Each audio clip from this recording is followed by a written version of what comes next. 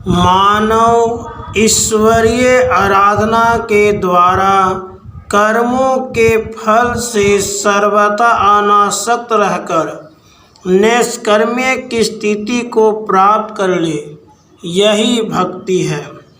देवकी नंदन भगवान श्री कृष्ण जी ने स्वतः अपने मुखारविंद से जिस गीता का गान किया है वह भी यही कहती है कि शरणागति में ही उसका तात्पर्य है।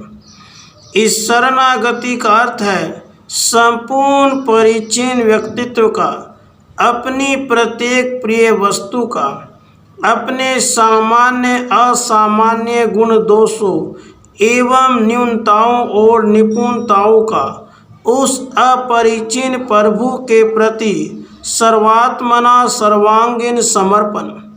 यह सर्वथा साई मनोरम सिद्धांत है और इस प्रकार का आत्म समर्पण आत्म उत्सर्ग का अत्यंत विशुद्ध रूप है। अपने को असहाय जानकर परिचिन जीव जब प्रेम और दया के सिंधु अपरिचिन ईश्वर के पाद पद्मों में सर्वभावेन अपने व्यक्तित्व का समर्पण करके भगवत संकल्प अनुसारी बन जाता है, तब वह स्थिति भक्ति कहलाती है। शरणागति स्वतः भक्ति का पूर्व रूप है। भक्ति पद संस्कृत के भज धातु में क्ति प्रत्यय के योग से बना है। प्रत्यय का अर्थ है प्रेम और धातु का अर्थ है सेवा करना। सामान्य नियम यह है कि धातु और प्रत्यय के योग से एक संपूर्ण अर्थ की अभिव्यक्ति होती है और उस अर्थ में प्रत्यय का अर्थ ही प्रधान रहता है। अतः भक्ति का अर्थ हुआ सेवा करना। सेवा शारीरिक क्रिया है। सच्ची सेवा में प्रेम का भाव निहित रहता है और बिना प्रेम भाव के सेवा कार्य क्लेशप्रद हो जाता है तथा सप्रियनीय भी नहीं रहता। प्रेम की पूर्णता सेवा भाव में ही है। नारदीय पंचरात्र के अनुसार संपूर्ण इंद्रियों को माया के बंधनों से सर्वथा मुक्त करके अनन्य मनसा हर्षिकेश भगवान का आराधन करना ही भक्ति है। भक्ति के साम्राज्य में भोक्ता और भोग्य दोनों ही पारस्परिक साहचर्य जन्य आनंद का उपभोग करने के लिए चिन्मय देहेंद्रिय विशिष्ट होते हैं। सांडिल्य सूत्र में ईश्वर के प्रति परानुरक्ति को ही भक्ति कहा गया है। अनुरक्ति और अनुराग पर्याय है, अतः परानुरक्तेश्वरे इस सूत्र का अर्थ हुआ कि आराध्य के प्रति अनन्य अनुराग ही भक्ति है। यह राग आनंद से परिपूर्ण है। श्री रूप गोस्वामी ने अपने भक्ति रसामृत सिंधु में भक्ति की व्याख्या इस प्रकार की है।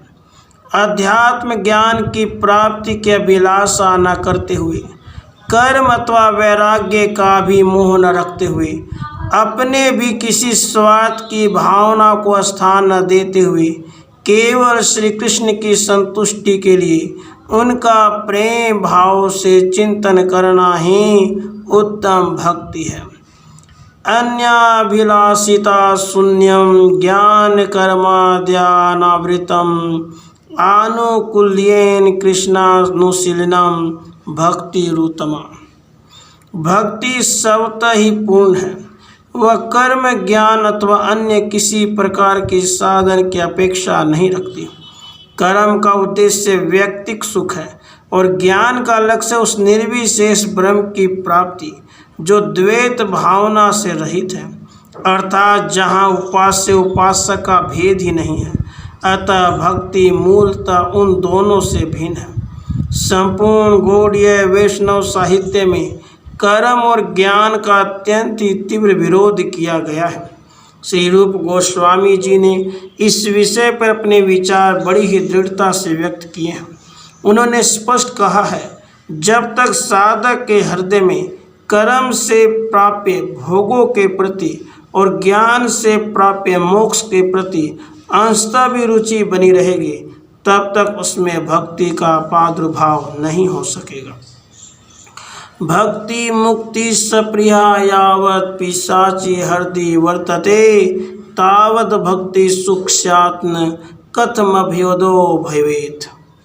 श्री कविराज कृष्णदास ने कर्म और ज्ञान की तुलना घास फूस से की है और अपने पाठकों को स्पष्ट आदेश दिया है वे अपने हृदय से सर्वथा निर्मूल कर दें, जिससे कि भक्ति वलरी के लहलहाने में कोई बाधा न पड़े।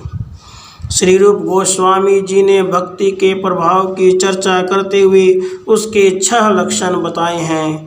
पहला, भक्ति सब प्रकार के दुखों का नाश करती है। दूसरा, यह संपूर्ण कल्याण को देने वाली है। तीसरा, यह मोक्ष को भी हेय समझती है। चौथा, यह अत्यंत दुर्लभ है। पांचवा, यह घनीभूत आनंद है। छठा, यह श्री कृष्ण भगवान को आकर्षित करने वाली है। शास्त्र का वचन है, क्लेश घ्नि सुभदा मोक्ष लघुता कृत सुदुर्लभा सानंद्र आनंद विशेष आत्मा श्री कृष्ण आकर्षणी चसा। शुद्ध भक्ति पर आत्मज्ञान का कोई विरोधी प्रभाव नहीं पड़ना चाहिए। ज्ञान और शुष्क वैराग्य भक्ति के विकास में बाधा डालते हैं। ईश्वर का क्या स्वरूप है और जीव का ईश्वर के साथ कैसा निकट संबंध है, इस विषय की जानकारी भक्ति विरोधी नहीं है। भक्ति स्वतः साधन भी है और साध्य भी। भक्ति अपनी चरम अवस्था में मुक्ति का भी अतिक्रमण कर जाती है और प्रेम नाम से अभिभूत होती है, किंतु इस अवस्था में भी भक्ति के क्रियाकलापों का विराम नहीं होता। ईश्वर के प्रति मनुष्य की स्वतः स्फुरित एवं स्वाभाविक अनुरक्ति का नाम ही भक्ति है। भक्ति को स्वयं मोक्ष रूपा कहा गया है। सच्चा अध्यात्म ज्ञान भी भक्ति का आनुषंगिक फल है। स्वरूपा शक्ति, तटस्था शक्ति, माया शक्ति से उपलक्षित ईश्वर के तीनों रूपों ब्रह्म, परमात्मा और भगवान का साक्षात्कार ही सच्चा तत्व ज्ञान है। ईश्वर इन शक्तियों से भिन्न और अभिन्न दोनों है। भक्ति द्वारा ही ईश्वर के इस स्वरूप की अनुभूति और साक्षात्कार संभव है। केवल ज्ञान से आत्म साक्षात्कार नहीं होता, जबकि भक्ति द्वारा केवल ज्ञान ही नहीं अपितु साक्षात्कार भी होता है। श्री चैतन्य महाप्रभु के मत से भक्ति 2 प्रकार की है, वैधि और रागानुगा। पहले प्रकार की वैधि इसलिए कहा गया है कि इसमें प्रवृत्त होने की प्रेरणा शास्त्र से प्राप्त होती है, जिसे विधि भी कहते हैं। जिसकी बुद्धि तर्कशील है, जिसे शास्त्र का ज्ञान है, जिसका विश्वास दृढ़ है और जिसकी वैष्णव धर्म में परम निष्ठा है, केवल वही साधक वैधि भक्ति का अधिकारी है। रागानुगा भक्ति वैधि भक्ति से भिन्न है। राधा जी का श्री कृष्ण के प्रति प्रेम इस दूसरे प्रकार की भक्ति के सर्वोत्कृष्ट एवं गाढ़तम रूप का निदर्शन है। भक्ति रसामृत सिंधु ग्रंथ के रचयिता श्री रूप गोस्वामी ने 3 प्रकार की भक्ति बताई है, साधन भक्ति, भाव भक्ति, प्रेम भक्ति। भाव भक्ति अथवा साध्य भक्ति जो नैसर्गिक और भावावेश की अवस्था है, किसी प्रकार के साधन अथवा प्रयत्न के द्वारा साध्य नहीं है। सच्चा भावावेश उत्पन्न नहीं किया जा सकता, वह तो पहले से ही हृदय विद्यमान रहता है, आवश्यकता होती उसे व्यक्त करने की। राग आत्मिका भक्ति स्वाभाविक आसक्ति का नाम है। उसे आदर्श मानकर जो भक्ति की जाती है उसी का नाम रागानुगा है। राग का अर्थ है आसक्ति, भाव गाढ़ हो जाने पर प्रेम कहलाता है। भक्ति द्वारा भक्त किसी बाह्य उद्देश्य को न रखकर ईश्वर उन्मुख हो जाता है। भक्ति वह शक्ति मानी गई है जो ईश्वर का हमारे साथ गठबंधन कर देती है। भक्ति कर्म और ज्ञान से मूलतः भिन्न है। प्रेम के शाश्वत बंधन द्वारा भक्त आदि से अंत तक अपने व्यक्तित्व को स्थायी रूप से स्वतंत्र बनाए रखता है। इसका तात्पर्य यह है कि वह ईश्वर को आराध्य रूप में अपने से सदा भिन्न रूप में देखता है और फलस्वरूप अपने आराध्य के साथ एकात्मकता की कल्पना से कांप उठता है। प्राकृतिक गुण धर्मों से छुटकारा पा लेने पर तो उसकी भक्ति उल्टे विशुद्ध रूप में अनंत काल तक प्रवाहित होती रहती है। ईश्वर के प्रति हमारे मन की अविच्छेद स्वाभाविक अनुरक्ति ही प्रेम भक्ति कहलाती है। यह 5 प्रकार की है: शांत, दास्य, सख्य, वात्सल्य और माधुर्य। वृंदावन की गोपियों का श्री कृष्ण के प्रति प्रेम इस प्रेम भक्ति का सर्वोत्कृष्ट उदाहरण है।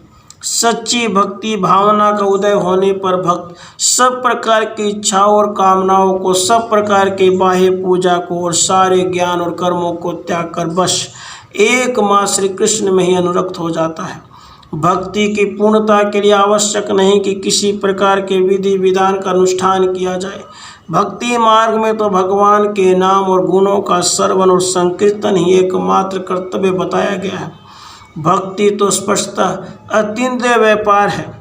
ईश्वर के शाश्वत साहचर्य में रहना ही भक्ति है, क्योंकि ईश्वर स्वयं गुण धर्मों से परे, अतः ईश्वर के साहचर्य अथवा ईश्वर में स्थिति का अर्थ भी अनिवार्यतः गुणातीत स्थिति है। श्री चैतन्य महाप्रभु के धार्मिक जीवन में भक्ति के वे असाधारण लक्षण प्रकट हुए जिनका प्रकट्य जहाँ तक हमें ज्ञात है अन्य किसी भी संत में नहीं हुआ। अपने जीवन के अंतिम 12 वर्षों में नीलाचल पर निवास करते हुए श्री महाप्रभु ने जिस प्रेम उन्माद का परिचय दिया उसका कोई भी उदाहरण पौराणिक साहित्य, गीता अथवा भारत के किसी भी अन्य धर्म ग्रंथ में अप्राप्य है।